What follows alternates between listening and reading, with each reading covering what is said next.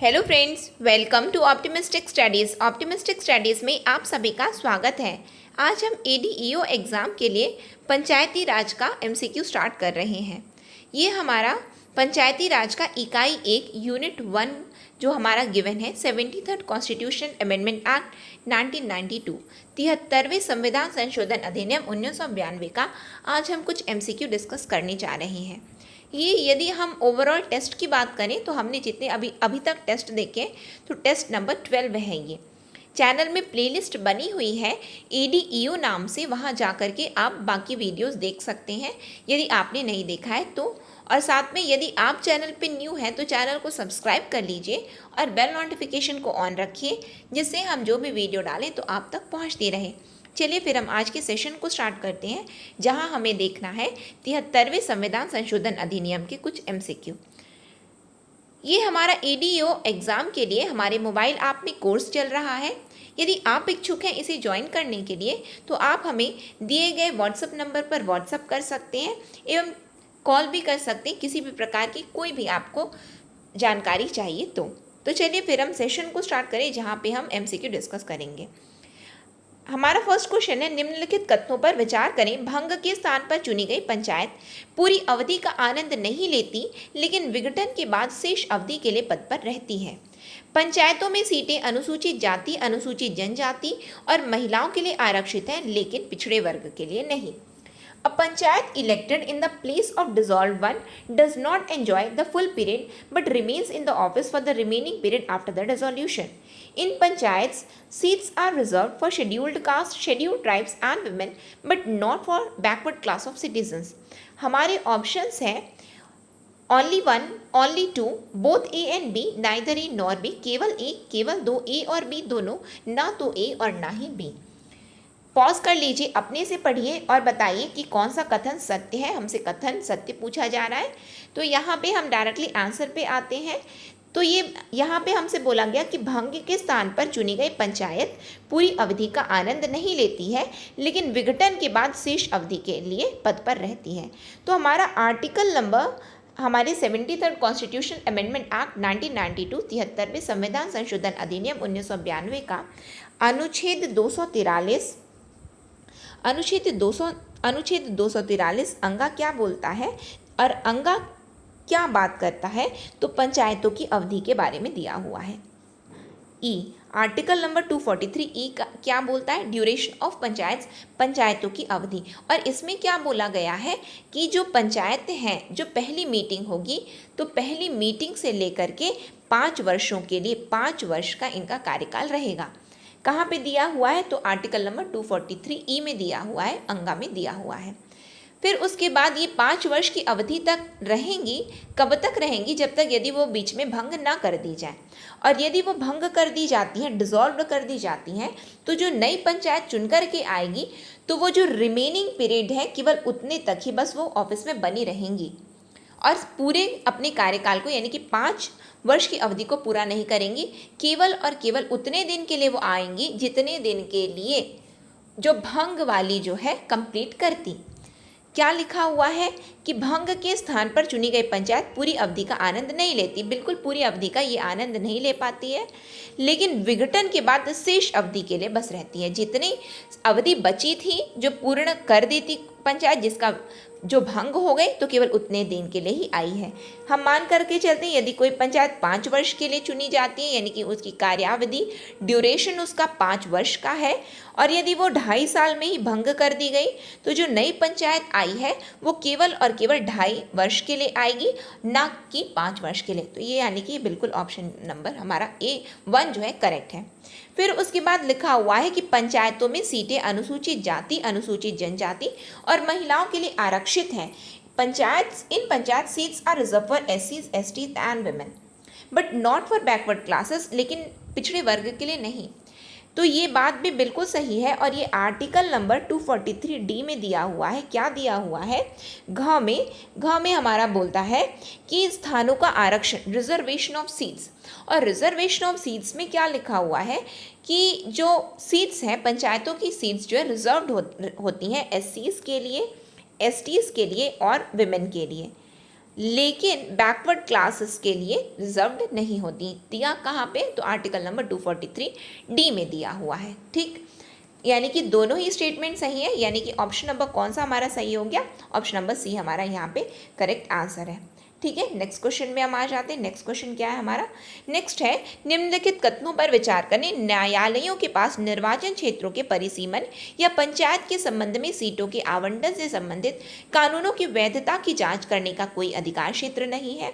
Courts have no jurisdiction to examine the validity of a law relating to delimitation of constituencies or allotment of seat in respect of panchayats.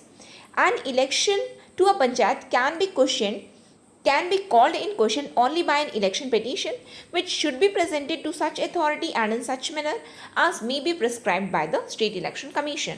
किसी पंचायत के चुनाव को केवल एक चुनाव याचिका द्वारा ही प्रश्नगत किया जा सकता है, जिसे ऐसे प्राधिकरण के समक्ष प्रस्तुत किया जाना चाहिए और इस तरह से कि राज्य चुनाव द्वारा निर्धारित किया जा सकता है। जिसे हमारे ऑप्शंस देख लीजिए क्या है? केवल एक, केवल दो, ए और बी दोनों, ना तो एक और ना ही बी। हमें कथन सत्य बताने, देखते हैं कौन सा कथन सत्य है एवं कौन सा कथन असत्य है। यहाँ पे हमसे बोला गया कि न्यायालयों के पास निर्वाचन क्षेत्रों के परिसीमन और पंचायत के संबंध में सीटों के आवंटन से संबंधित कानून की वैधता की जांच करने का कोई अधिकार क्षेत्र नहीं है। बिल्कुल ये करेक्ट स्टेटमेंट है। Courts have no jurisdiction। और ये दिया कहाँ पे है? तो हमारा आर्टिकल नंबर 243 ओ में दिया हुआ है, ड में दिया हुआ है। ड यानी कि आर्टिकल नंबर 243 ओ के ड में यानी कि क में दिया हुआ है ये। यानी कि कोर्ट्स के पास में, न्यायालयों के पास में डिलिमिटेशन और अलॉटमेंट ऑफ सीट के रेस्पेक्ट में कोई भी जुरिडिक्शन नहीं है यदि पंचायत की बात आती है तो।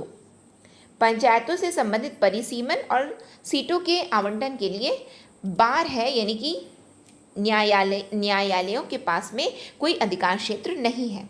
ठीक, यानी कि ये ऑप्शन हमारा करेक्ट है। फिर उसके बाद दिया है, किसी पंचायत के चुनाव को केवल चुनाव याचिका द्वारा ही प्रश्नगत किया जा सकता है।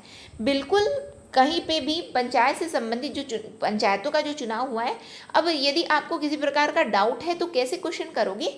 तो आप इलेक्शन पिटीशन फाइल कर दो, चुनाव याचिका लगा दो। अब किसके समक्ष आप ये याचिका लगाओगे? तो ऐसे अथॉरिटी के सामने, ऐसे प्राधिकरण के सामने, जिसे कौन निर्धारित करते हैं, कौन बताते हैं कि ये प्राधिकारी है, ये अथॉरिटी है? तो यहाँ पर लिखा हुआ है स्टेट इलेक्शन कमीशन, राज्य चुनाव आयोग। तो ये यहीं पे ये वाली स्टेटमेंट, ये वाली लाइन ही इस स्टेटमेंट को गलत कर दी है। क्यों? कौन निर्धारित करते हैं कि ये प्राधिकारी है और इन प्राधिकारी के पास आप जा कर के अपनी याचिका को लगा सकते हैं? तो ये कहाँ पे लिखा हुआ है? तो ये है लेजिस्लेचर ऑफ स्टेट। राज्य के विधान मंडल ये निर्धारित करेंगे कि आप किस प्राधिकरण के पास, किस अथॉरिटी के पास अपनी इलेक्शन पिटीशन फाइल करोगे और वैकेंसी चुनाव याचिका आप अपनी दाखिल करोगे। तो यदि ये ना होता और वहाँ पे राज्य विधान मंडल लिखा होता तो बिल्कुल ऑप्शन 2 भी करेक्ट होता, लेकिन ये तो राज्य चुनाव आयोग लिखा है, इसीलिए हमारा ये गलत हो गया। इसका मतलब हमारा करेक्ट स्टेटमेंट क्या है? तो केवल 1, यानी कि 1 ओनली। ठीक, नेक्स्ट क्वेश्चन में हम आ जाते हैं। नेक्स्ट क्या है हमारा क्वेश्चन? निम्नलिखित कथनों पर विचार करें। 11वीं अनुसूची को संविधान के 73वें संविधान संशोधन अधिनियम 1992 द्वारा भारत के संविधान में शामिल किया गया था। भारत के संविधान की 11वीं अनुसूची संविधान के अनुच्छेद 243 ब से मेल खाती है। The 11th schedule was inserted in the Constitution of India by the Constitution 73rd Amendment Act 1992. The 11th schedule of the Constitution of India corresponds to Article 243W of the Constitution of India. देखते हैं हमारे options क्या दिए हुए हैं। हमें कथन सत्य बताने हैं। केवल एक, केवल दो, ए और बी दोनों, ना तो ए और ना ही बी। देख लीजिए कथन क्या दिया हुआ है। तो यहाँ पे दिया है कि 11वीं अनुसूची में क्या है? 73वें संविधान संशोधन के बारे में दिया हुआ है। तो बिल्कुल 73वें संविधान संशोधन अधिनियम के द्वारा 11वीं अनुसूची हमारे संविधान में जोड़ी गई है, बिल्कुल जोड़ी गई। 11th schedule was inserted by the 73rd constitutional amendment act 1992, बिल्कुल सही है। फिर उसके बाद लिखा है कि 11th शेड्यूल यानी कि 11वीं अनुसूची में कितने आर्टिकल हैं? तो आर्टिकल 243W तक है। तो क्या W तक है क्या 11वीं अनुसूची में? तो 11वीं अनुसूची स्टार्ट कहाँ से होती है? तो आर्टिकल नंबर 243 से लेकर के कहाँ तक आती है? 243O तक आती है। 243 से लेकर के ण तक आती है, न कि ब तक आती है। ठीक है, तो यहाँ पे ड़ लिखा होता तो सही होता, लेकिन लिखा है ब, यानी कि लिखा है डब्लू, इसीलिए वो गलत है। यदि ओ लिखा होता तो सही होता। ठीक है, तो यानी कि हमारा करेक्ट आंसर क्या है यहाँ पे? केवल एक, ओनली वन। ठीक, नेक्स्ट क्वेश्चन में हम आ जाते हैं। नेक्स्ट क्वेश्चन क्या है हमारा? नेक्स्ट क्वेश्चन है हमारा, निम्नलिखित कथनों पर विचार करें। अनुच्छेद 243 घ के अनुसार प्रत्येक पंचायत में अनुसूचित जाति, अनुसूचित जनजाति के लिए 1/3 सीटें आरक्षित हैं। प्रत्येक पंचायत में अनुसूचित जाति, अनुसूचित जनजाति के लिए आरक्षित सीटों की कुल संख्या का 1/3 से कम नहीं अनुसूचित जाति या अनुसूचित जनजाति से संबंधित महिलाओं के लिए आरक्षित है। थर्ड स्टेटमेंट है हमारा, प्रत्येक स्तर पर पंचायतों में अध्यक्षों के कुल पदों में से कम 1/3 पद महिलाओं के लिए आरक्षित है। इंग्लिश में भी देख लीजिए, according to article 243D 1/3 of the seats are reserve for the scheduled caste and scheduled tribes in every panchayat, not less than 1/3 of the total number of seats reserve for the SCs STC in every panchayat are reserved for women belonging to the scheduled caste or as the case may be scheduled tribes। फिर क्या लिखा हुआ है? Not less than 1/3 of the total number of offices of chairperson in panchayats at each level are reserved for women। हमारे options हैं, सही विकल्प हमें चुनना है 1 2 2 3 1 3 1 2 3। बताइए कौन सा सही विकल्प है हमारा, यानी कि कौन से ऑप्शन हमारी सही है। पॉज कीजिए, अपनी से रीड कीजिए, फिर बताइए। हम डायरेक्टली आंसर में आते हैं। तो जैसा कि मैंने आपको वहाँ पे ही बता दिया है कि article number 243 reservation of seats सीटों के आरक्षण से संबंधित है, लेकिन यहाँ पे लिखा है कि अनुसूचित जाति और अनुसूचित जनजाति के लिए 1/3 सीटें आरक्षित हैं, जबकि ये 1/3 सीटें वहाँ पे तो लिखा ही नहीं है कि 1/3 सीटें इनके लिए आरक्षित है। तो इनके लिए कितनी सीटें आरक्षित है? जितनी इनकी कुल जनसंख्या में, कहीं किसी पंचायत क्षेत्र की कुल जनसंख्या में जितनी अनुसूचित जाति एवं अनुसूचित जनजाति की जनसंख्या है, उसके प्रपोर्शन में, उसके अनुपात में इनके लिए सीटें रिजर्व्ड रहेंगी, सीटें आरक्षित रहेंगी। तो हम एक लाइन में बोले तो क्या बोल सकते हैं? जितनी इनकी जनसंख्या उसके अनुपात में इनके लिए सीटें आरक्षित। लेकिन यहाँ तो बोल दिया 1/3, 1/3 नहीं है, यानी कि ये गलत है। नेक्स्ट ऑप्शन देखिए, प्रत्येक पंचायत में अनुसूचित जाति और अनुसूचित जनजाति के लिए जितनी भी जो सीटें आरक्षित रहेंगी उसमें से कुल संख्या की 1/3 सीट जो है महिलाओं के लिए आरक्षित होंगी। तो बिल्कुल ये सही है कि जितनी भी सीटें इनके लिए आरक्षित होती उसकी कुल में 1/3 सीटें महिलाओं के लिए आरक्षित होती हैं। ठीक है, फिर उसके बाद क्या दिया हुआ है कि प्रत्येक स्तर पर पंचायतों में अध्यक्षों के कुल पदों में से कम 1/3 पद महिलाओं के लिए आरक्षित होंगी। तो ये भी कथन बिल्कुल सही है, यानी कि हमारा ऑप्शन 2 और 3 यहाँ पे सही है, यानी कि ऑप्शन नंबर बी हमारा यहाँ पे बिल्कुल करेक्ट आंसर है। ठीक है, ये चीज़ याद रहेगा हमको कि महिलाओं के लिए कितना, तो महिलाओं के लिए यदि हम ओवरऑल किसी पंचायत क्षेत्र की यदि बात करें तो ओवरऑल यदि आप महिलाओं की बात करेंगे तो भी 1/3 है, और यदि अनुसूचित जाति अनुसूचित जनजाति के लिए जितनी सीट रिजर्व्ड है तो उनकी जो कैटेगरी की जो महिलाएं होती तो उनके में भी 1/3, यानी कि कुल मिलाकर के आपको महिला संबंधी कुछ भी याद करना है तो आप 1/3 बस याद करके रखना कि 1/3 महिलाओं से संबंधित है। ये जो 1/3 जो ओवरऑल में रहेंगी तो ये भी इसमें सम्मिलित ही हो जाती है। ठीक, देखिए फिर हम नेक्स्ट क्वेश्चन देखें। नेक्स्ट क्वेश्चन क्या दिया हुआ है हमारा? नेक्स्ट है, भारत के संविधान में भाग 9 के तहत गठित राज्य का वित्त आयोग निम्नलिखित में से किस विषय पर राज्यपाल को सिफारिश करता है? On which of the following subjects does Finance Commission of the state constituted under the Part 9 of the Constitution of India make recommendations to the Governor? राज्य द्वारा करों की शुद्ध आय का राज्य और पंचायतों के बीच वितरण, करों का निर्धारण जो पंचायतों को सौंपा या विनियोजित किया जा सकता है, राज्य की संचित निधि से पंचायतों को सहायता अनुदान, distribution between state and the panchayat of the net proceeds of the taxes by the states, determination of the taxes which may be assigned to और appropriated by the panchayat, grant in aids to the panchayat from the consolidated fund of the state. हमारे options हैं, हमें सही उत्तर बताना है 1 2 3, 122313। बताइए कि जो राज्य वित्त आयोग है वो राज्यपाल को किन बातों पर सिफारिश करता है, रिकमेंड किस पे करता है।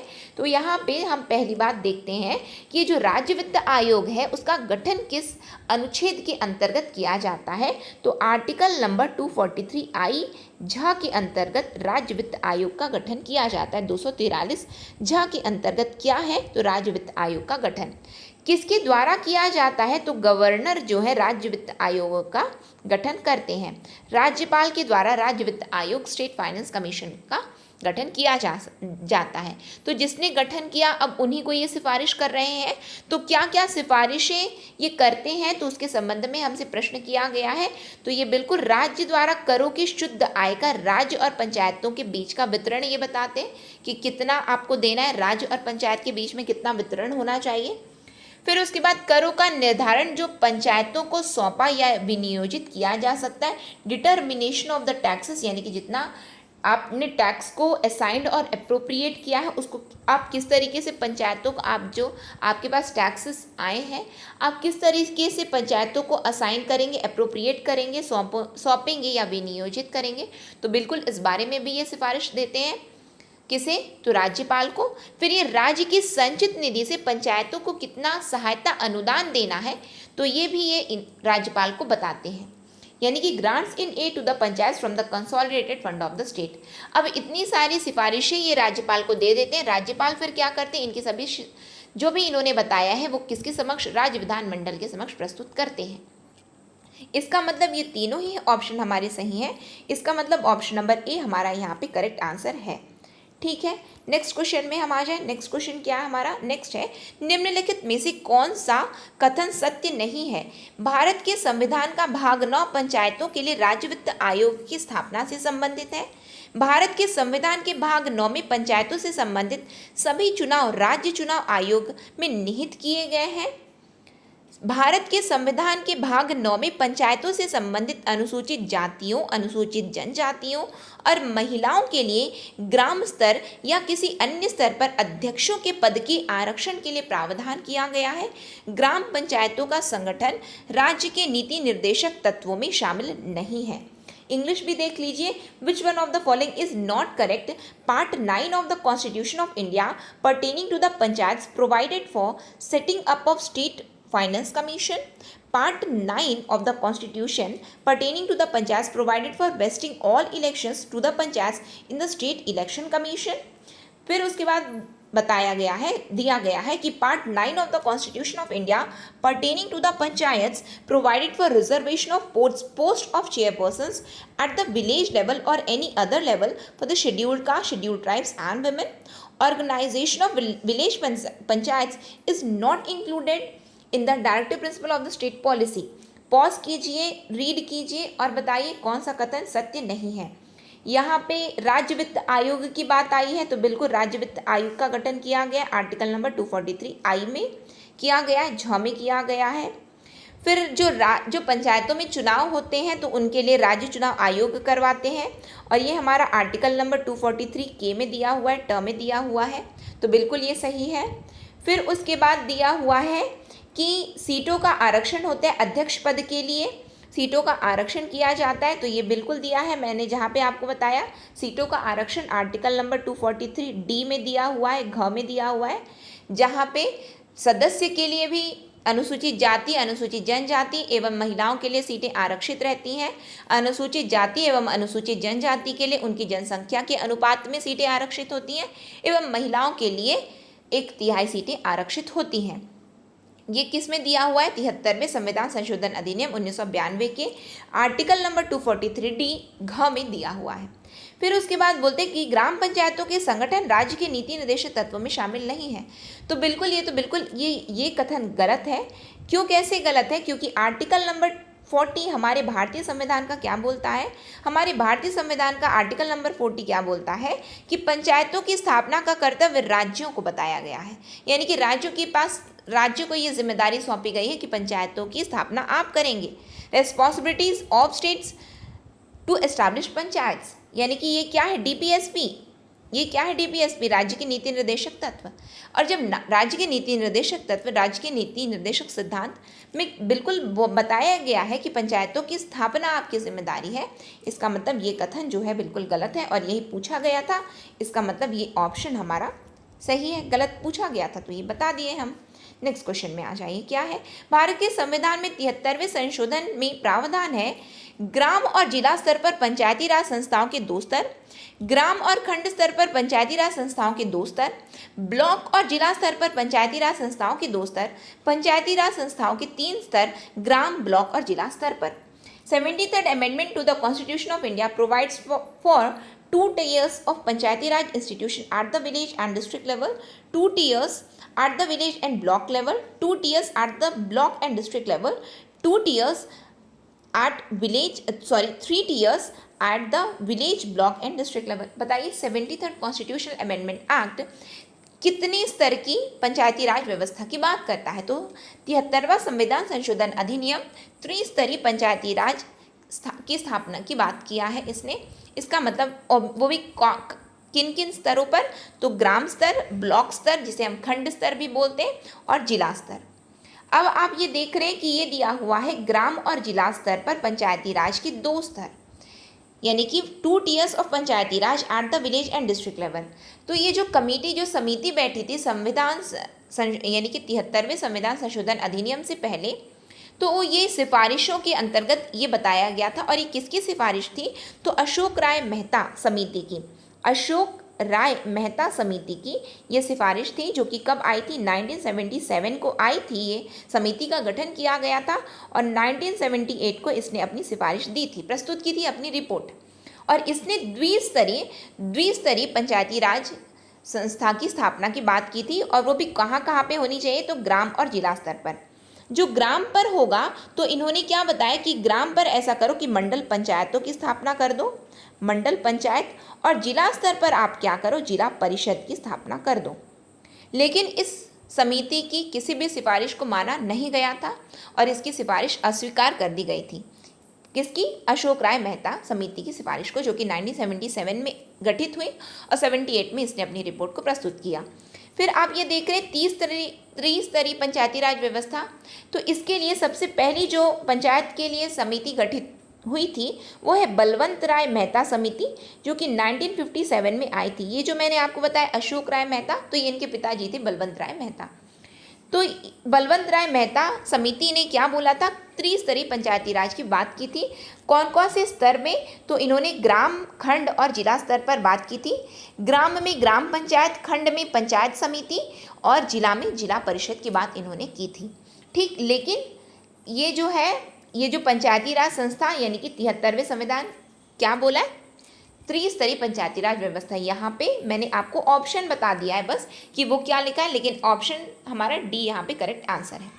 नेक्स्ट क्वेश्चन आ जाते हैं कि पंचायतों द्वारा खातों के रखरखाव और ऐसे खातों के ऑडिट के संबंध में प्रावधान कौन करता है? संबंधित राज्य का वित्त आयोग, राज्य का विधानमंडल, भारत के नियंत्रक एवं महालेखा परीक्षक, जिला collector. Who makes provisions for with respect to the maintenance of the accounts by the panchayats and auditing of such accounts? Finance Commission of the concerned state, legislature of the state, comptroller and auditor general, it means CAG, district collector। बताइए कौन करता है? यहाँ पे हमारा जो correct answer है वो है राज्य का विधानमंडल। क्या कौन करता है? राज्य का विधानमंडल। और ये लेकिन बात आती है ये कहाँ पे दिया हुआ है? तो ये हमारा आर्टिकल नंबर 243 जे में दिया हुआ है। कहाँ दिया? जे में दिया, ईया में दिया हुआ है। आर्टिकल नंबर 243 जे ईया में दिया हुआ है। वहाँ पे क्या लिखा हुआ है? Audit of accounts of panchayat, पंचायतों के लेखाओं की संपरीक्षा कौन करता है? तो लेजिस्लेचर ऑफ द स्टेट, यानी कि क्या लिखा है? पंचायतों द्वारा खातों के रखरखाव और ऐसे खातों के ऑडिट के संबंध में प्रावधान कौन किया? तो राज्य का विधानमंडल, लेजिस्लेचर ऑफ द स्टेट। दिया कहाँ है? तो 243 जे यानी कि ईया में दिया हुआ है। ठीक है, नेक्स्ट क्वेश्चन में हम आ जाए। नेक्स्ट क्वेश्चन क्या है हमारा? नेक्स्ट है राज्य चुनाव आयुक्त को हटाया जा सकता है राज्य के राज्यपाल द्वारा, राज्य विधानसभा द्वारा, मुख्यमंत्री द्वारा जारी आदेश के माध्यम से, उच्च न्यायालय के न्यायाधीश को हटाने की प्रक्रिया के समान प्रक्रिया के माध्यम से। The state election commissioner can be removed by the governor of the state, by the state assembly through an order issued by chief minister through a procedure similar to that for removal of the judge of the high court. बताइए कौन सा option हमारा सही है। तो पहली बात तो जैसे ही आप राज्य चुनाव आयुक्त स्टेट इलेक्शन कमिश्नर देख रहे हैं तो आपके दिमाग में आना चाहिए राज्य चुनाव आयोग। राज्य चुनाव आयोग का गठन किसके अंतर्गत किया गया था, तो मैंने आपको बताया था कि आर्टिकल नंबर 243 के टर्म में दिया हुआ है। क्या दिया हुआ है, तो पंचायतों के लिए निर्वाचन एवं निर्वाचन आयोग, election to the panchayat and election commission. अब कमिश्नर की बात आ रही है तो इन्हें हटाया कैसे जा सकता है, तो इन्हें हटाया उच्च न्यायालय के न्यायाधीश को जिस प्रक्रिया के द्वारा हटाया जाता है तो इन्हें भी उसी प्रक्रिया के माध्यम से हटाया जा सकता है through a procedure similar to that for the removal of the जज ऑफ द हाई कोर्ट। ठीक है, नेक्स्ट क्वेश्चन में हम आ जाए। नेक्स्ट क्वेश्चन क्या है हमारा, नेक्स्ट है हमारा जो कि हमारा लास्ट क्वेश्चन है, निम्नलिखित कथनों पर विचार करें। 73वें संशोधन के बाद के युग में विकेंद्रीकरण हुआ। कहाँ कहाँ पे विकेंद्रीकरण हुआ, निर्णय लेने की शक्तियों में हुआ, समग्र रूप से पूरी प्रणाली में ही हो गया, न्यायिक शक्तियों में हुआ कि प्रशासनिक शक्तियों में हुआ। Consider the following statement. In the post 73rd amendment era, there has to be decentralization of decision making powers system as a whole, judicial power, administrative powers. आपके ऑप्शन है कौन सा कथन सत्य है, आपको बताना है which of these statements are correct. 1 2 3 1 2 4 2 3 4 1 3 4। बताइए कौन सा कथन सत्य है, पॉज कीजिए, खुद से पढ़िए और ऑप्शन और अपना सही आंसर बताइए। तो विकेंद्रीकरण की बात आती है, डिसेंट्रलाइजेशन की बात आती है तो ये तो पूरा पंचायतों से संबंधित है। 11वीं अनुसूची इसने जोड़ी ना, 73वें संविधान संशोधन ने क्या जोड़ा, तो 11वीं अनुसूची जोड़ी, जो कि कहाँ पे जोड़ी, तो भाग 9 एक एक्स्ट्रा इंट्रोड्यूस कर दिया गया। अब भाग 9 यानी कि पंचायतों की बात आ रही तो वहाँ पे न्यायिक शक्तियाँ की बात कहाँ से आ जाती, जुडिशियल पावर्स कहाँ से आ गया, इसकी तो बात ही नहीं की गई। पंचायत की बात की गई जहाँ पे इलेक्शन है, स्टेट फाइनेंस कमीशन है, पूरे त्रिस्तरीय पंचायती राज व्यवस्था की बात हो रही है। तो वहाँ पे न्यायिक शक्तियों का विकेंद्रीकरण कैसे हो जाता है, जबकि हमने तो देखा यहाँ तो कोर्ट, बल्कि तो उस पर तो बार है कोर्ट पर, यानी कि वो तो बिल्कुल हस्तक्षेप ही नहीं कर सकते हैं। इसका मतलब ये हुआ कि न्यायिक शक्तियों का विकेंद्रीकरण नहीं हुआ है। यानी कि हमारा ऑप्शन कौन कौन सा सही है, निर्णय लेने की शक्तियों का विकेंद्रीकरण हुआ, डिसीजन मेकिंग पावर डिसेंट्रलाइज हो गई, सिस्टम एज अ होल यानी कि पूरा सिस्टम ही, पूरी प्रणाली ही समग्र रूप से विकेंद्रीकरण कर दी गई, और प्रशासनिक शक्तियों का विकेंद्रीकरण हुआ है, एडमिनिस्ट्रेटिव पावर्स का विकेंद्रीकरण हुआ है, जहाँ पे शक्तियाँ लोकल सेल्फ गवर्नमेंट को दे दी गई, स्टेट गवर्नमेंट और सेंट्रल गवर्नमेंट, यानी कि त्रिस्तरीय हो गई हैं। यानी कि पूरे निचले लेवल से यदि आप स्टार्ट करें तो यानी कि निचले स्तर पर पंचायत आती है, फिर राज्य सरकारें और एवं फिर केंद्र सरकार। तो इस तरीके से प्रशासनिक शक्तियों का भी विकेंद्रीकरण हो गया है। यानी कि 1 2 4 हमारा करेक्ट आंसर है, यानी कि option number B is the correct answer over here. यहाँ पे हमने 10 MCQs डिस्कस किए हैं पंचायती राज व्यवस्था का 73rd कॉन्स्टिट्यूशन अमेंडमेंट एक्ट का। ये हमारा पार्ट 1 रहा है। ये टॉपिक, ये यूनिट बहुत बड़ा है, तो हम ऐसे थोड़ा थोड़ा क्वेश्चंस करके MCQ के फॉर्म में इसको कवर अप करने की पूरी कोशिश करेंगे। ये सेशन आपको कैसा लगा, यदि अच्छा लगा हो तो ज़रूर लाइक कीजिएगा, ज़्यादा से ज़्यादा लोगों तक शेयर भी ज़रूर कीजिएगा, और यदि आपने चैनल को सब्सक्राइब नहीं किया है तो चैनल को सब्सक्राइब भी कर लीजिए और बेल नोटिफिकेशन को ऑन रखिए, जिससे हम जो भी वीडियो डालें तो आप तक पहुँचती रहे। नेक्स्ट सेशन में हम बहुत जल्द मिलेंगे। नेक्स्ट सेशन तक के लिए optimistic learning. Thank you for the session.